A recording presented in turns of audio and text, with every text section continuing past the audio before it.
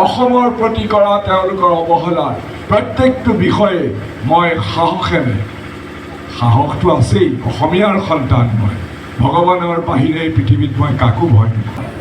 এই ফুলগুৰি অঞ্চলৰ স্থানীয় থলুৱা খিলঞ্জীয়া অসমীয়া খেতিয়কে ব্ৰিটিছে অন্যায়ভাৱে তেওঁলোকৰ ওপৰত জাপি দিয়া কৰ কাটলৰ বিৰুদ্ধে এক প্ৰতিৰোধ সংগ্ৰাম ইয়াতে আৰম্ভ কৰিছিল। আৰু বহুতে নাজানে যে ভাৰতবৰ্ষত এইটো প্ৰথম কৃষক বিপ্লৱ আছিল। এই লাখপতি বাইদেউ যিটো কৰিছে তেওঁলোকে, কোনো লাখপতি বাইদেউ এওঁলোকে কৰা নাই আৰু কৰিব নোৱাৰে। তেওঁলোকে মাত্ৰ লুটেন গুটি দি পেলাই অনুভৱ দেখুৱাইছে। যদি তোমাৰ এই গোটেইখিনি অনুষ্ঠানেই মাননীয় সাংসদ মহোদয়ৰ পুঁজিৰ পৰা তেখেতসকলৰ অনুষ্ঠান আগবঢ়াই নিবলৈ সফল কাম হৈছিল। কৃতজ্ঞতা স্বৰূপে তেখেতৰ ওচৰত আমি আমাৰ ধন্যবাদ আৰু কৃতজ্ঞতা জ্ঞাপন কৰিছোঁ।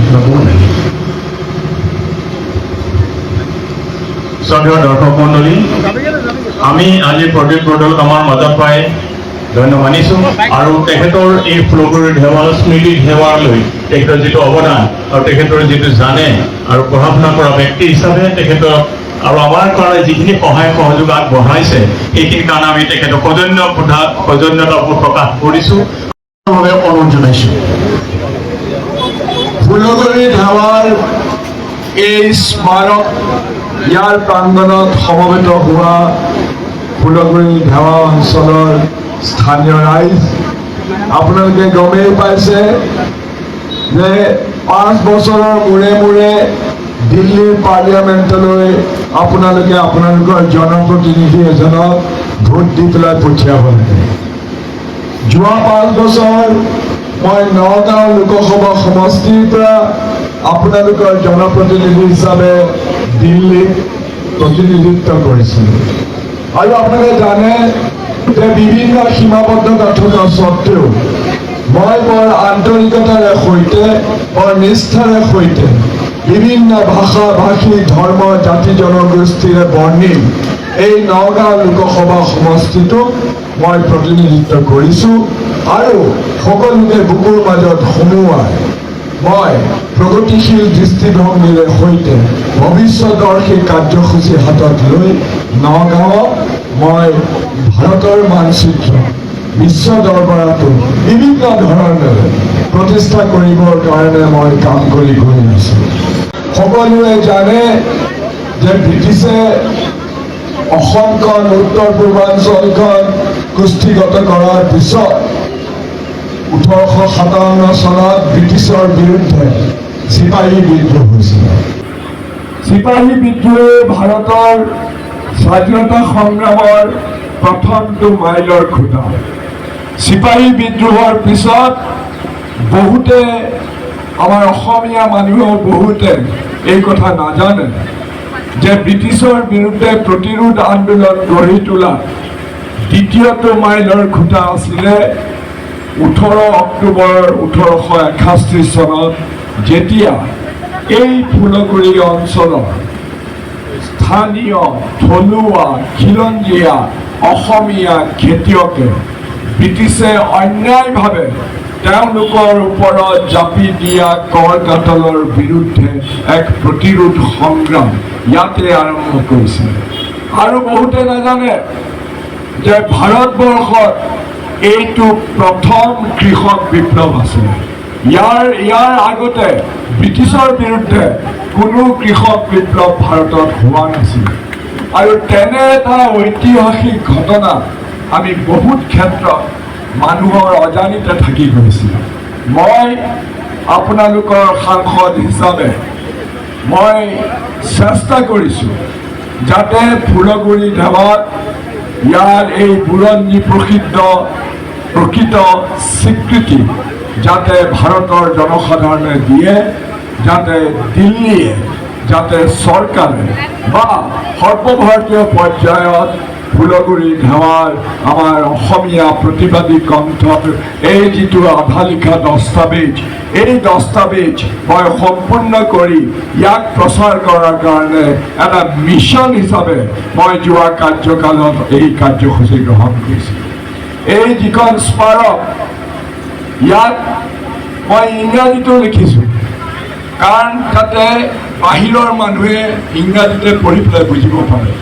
সেইকাৰণে মই অসমীয়াৰ লগতে ইংৰাজীতে লিখিছোঁ যে কেনেকৈ ব্ৰিটিছৰ বিৰুদ্ধে এই অঞ্চলৰ প্ৰতিবাদী সত্তাটো, অসমীয়া প্ৰতিবাদী সত্তাৰ উদ্গীৰণ ঘটিছিলে এই ফুলগুৰি ধেৱাত, আৰু কেনেধৰণে ব্ৰিটিছ ঔপনিবেশিকবাদী শক্তিয়ে, ব্ৰিটিছ চাহাবসকলে এই আন্দোলনক বশীভূত কৰিবৰ কাৰণে এই কৃষিজীৱী মানুহক, কৃষকসকলক কেনেধৰণে গুলীয়াই হত্যা কৰিছিলে, আৰু যিসকলৰ তথ্য উপলব্ধ হৈছিল, আমাৰ হাজৰিকাদেৱে বহুত এই বিষয়ে তথ্য সংগ্ৰহ কৰিছিলে, মই ইয়াত সন্নিৱিষ্ট কৰিছোঁ।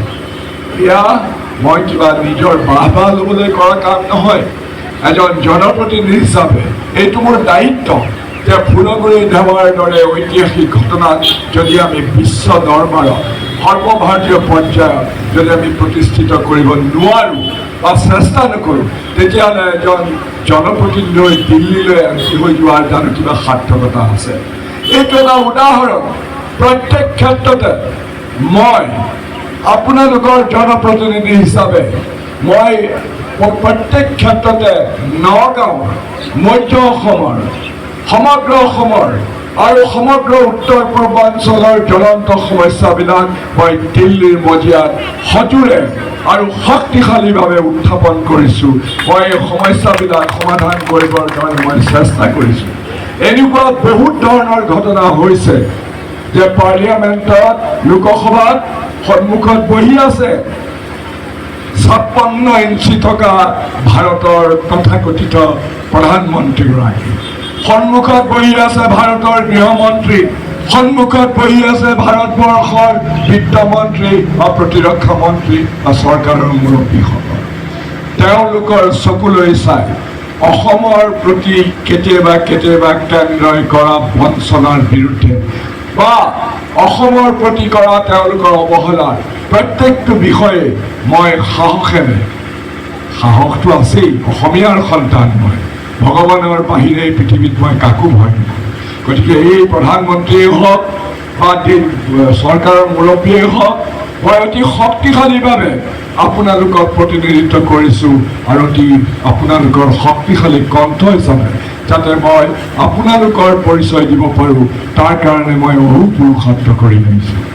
আজি মই আপোনালোকক বিশেষভাৱে এটি অনুৰোধ জনাবলৈ আহিছোঁ। 26 এপ্ৰিলত এই লোকসভাৰ নিৰ্বাচন হ'ব। আকৌ 5 বছৰৰ কাৰণে দিল্লীত কাৰ চৰকাৰ হ'ব সেয়া আপোনালোকে নিৰ্ধাৰণ কৰিব।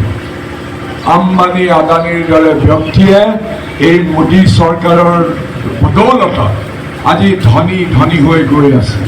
আমাৰ ভাৰতবৰ্ষত ধনী আৰু দুখীয়াৰ পাৰ্থক্য বাঢ়ি বাঢ়ি এনেকুৱা হ'ল যে গোটেই পৃথিৱীৰ ভিতৰতে আটাইতকৈ বৈষম্য থকা দেশখনেই এতিয়া ভাৰতবৰ্ষ হিচাপে পৰিগণিত হৈছে। আমাৰ দেশৰ, সমগ্ৰ দেশৰ 80% সম্পদ এতিয়া আমাৰ দেশৰ মাত্ৰ 1% লোকৰ হাতৰ মুঠিত জমা হৈছে। আম্বানী, আদানী এইবিলাক হ'ল মোদী ডাঙৰীয়াৰ ভাত ঘৰৰ মানুহ, কিন্তু সাধাৰণ খাটি খোৱা শ্ৰমজীৱী, কৃষিজীৱী, শ্ৰমিক, কৃষক এইবিলাকক এই বিজেপি চৰকাৰে পৰোৱা নকৰে। কেতিয়াবা লুটেন গুটি হিচাপে মানুহৰ মন ভুলাবৰ কাৰণে ইলেকশ্যনৰ আগতে ঘৰে ঘৰে বিজেপি দলৰ মানুহবিলাকে ফৰ্ম বিতৰণ কৰে। ফৰ্ম বিতৰণ কৰি পেলাই মহিলাসকলক প্ৰলোভন দিয়ে যে তোমালোকক লাখপতি বাইদেউ কৰিম। কিন্তু আপোনালোকে জানেনে, এই লাখপতি বাইদেউ যিটো কৰিছে তেওঁলোকে, কোনো লাখপতি বাইদেউ এওঁলোকে কৰা নাই, কৰিব নোৱাৰে। তেওঁলোকে মাত্ৰ লুটেন গুটি দি পেলাই প্ৰলোভন দেখুৱাইছে।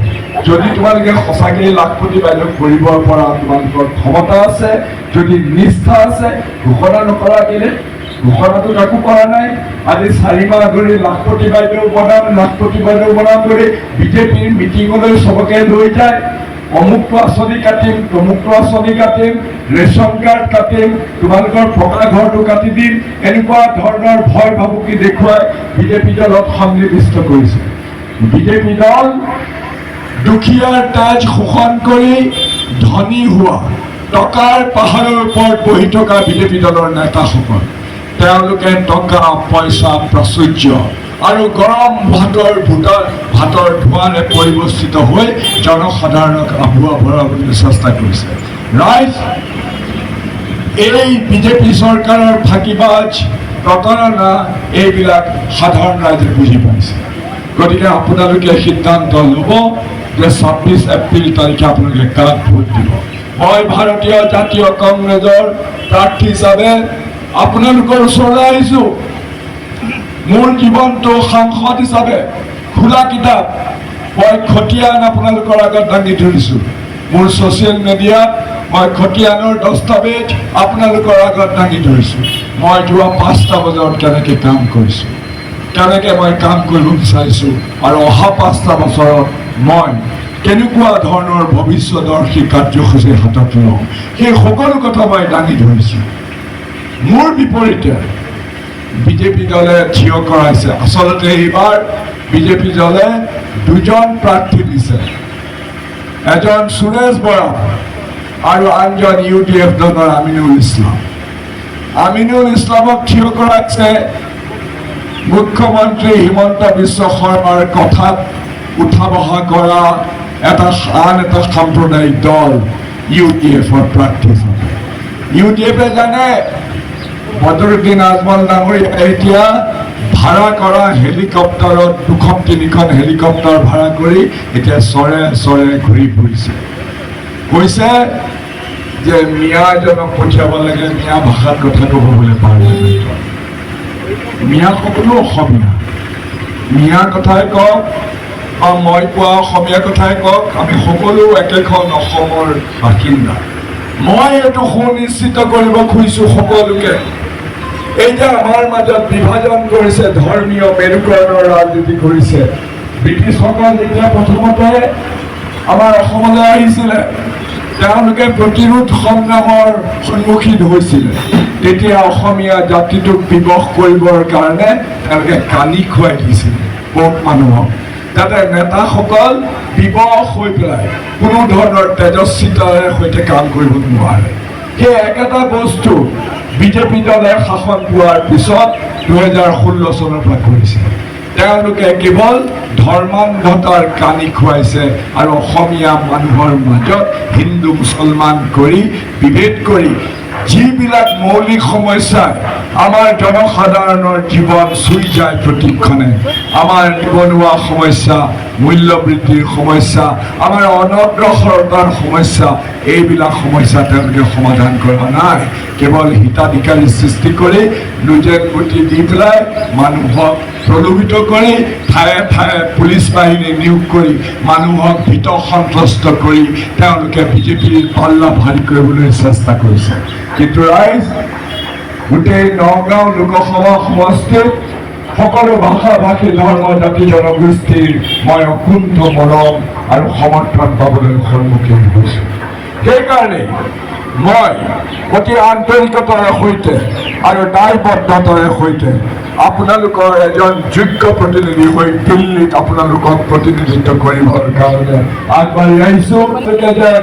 অহা 26 তাৰিখৰ নিৰ্বাচনত ভাৰতীয় জাতীয় কংগ্ৰেছৰ প্ৰাৰ্থী হিচাপে মোক এই হাতৰ চিনত ভোট দি জয়যুক্ত কৰক আৰু মোক শক্তিমান কৰক, যাতে এই নিৰ্বাচনত দুটাকৈ সাম্প্ৰদায়িক দলৰ বিৰুদ্ধে মই যি যুদ্ধত অৱতীৰ্ণ হৈছোঁ, এফালে বিজেপি এফালে UDF, এই দুইটা সাম্প্ৰদায়িক শক্তি যেতিয়ালৈকে অসমত থাকিব তেওঁলোকে হিংসা বিদ্বেষ ঘৃণা আৰু বৈষম্যৰ 20-25 বছৰীয়া আমাৰ সমাজক বহুদা বিভক্ত কৰি মধ্যযুগীয় চিন্তা চৰ্চাৰে সৈতে তেওঁলোকে অসমক আগলৈ লৈ যোৱা নাই, তেওঁলোকে আমাক পিছলৈ লৈ গৈছে। কংগ্ৰেছে সদায় প্ৰগতিশীল মনোভাৱেৰে সৈতে সকলোকে বুকুৰ মাজত সুমুৱাই পিছপৰা মানুহৰ, নিশকতীয়া মানুহৰ, দুৰ্বল মানুহক হাতত ধৰি সমাজৰ ওপৰলৈ লৈ যোৱাৰ এটা কাম কৰে আৰু সেই কাম কংগ্ৰেছ দলৰ হৈ মই অবিৰতভাৱে কৰি যাম আপোনালোকৰ সহায় সমৰ্থন লৈ। গতিকে ৰাইজ এই 26 তাৰিখৰ নিৰ্বাচনত আপোনালোকে যেন মোক আপোনালোকৰ জনপ্ৰতিনিধি হিচাপে আশীৰ্বাদ কৰে, সেই আবেদন জনাই সকলোকে ধন্যবাদ জনাইছোঁ। আৰু পবিত্ৰ ঈদ উল ফিতৰ উৎসৱ আমি দুদিন পিছতে হয়তো পালন কৰিম, আৰু তাৰ পিছতে ৰঙালী বিহু। সকলোকে ঈদ উল ফিতৰ আৰু ৰঙালী বিহুৰ বাবে শুভেচ্ছা জনাই মই আপোনালোকৰ প্ৰাৰ্থী হিচাপে দিয়া বক্তব্য সামৰি আপোনালোকৰ পৰা এতিয়া বিদায় মাগিছোঁ।